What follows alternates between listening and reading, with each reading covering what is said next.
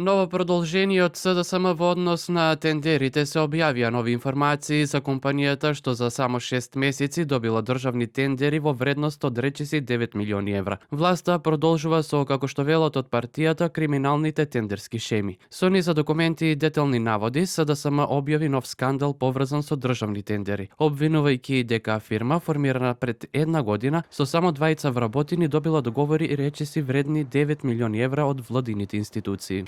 Како тоа лица кои биле дел од разузнавачки структури, кои директно или индиректно се поврзани со процеси за уништување на опремата за прислушување, сега се пак во игра за милионски тендери за софтвери.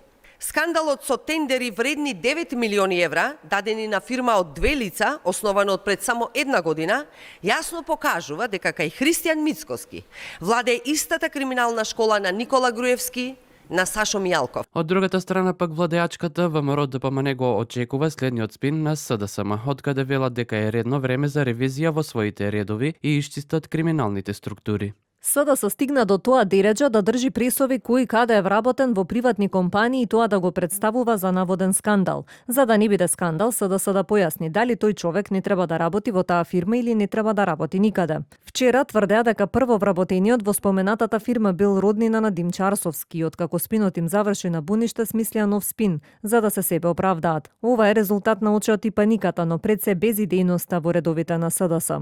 Тендерите од близу 9 милиони евра е во фокуси на денешните препукувања меѓу власта и опозицијата. Според укажувањето на опозицијата, фирмата била основана кон крајот на август 2024 година со основен влог од 5000 евра и била со двајца вработени. Од власта пак подсетуваат на безбројните афери што го одбележале владеењето на владата на СДСМ, а во кои бил вмешан и актуелниот лидер на партијата Венко Филипче, додека беше министер за здравство.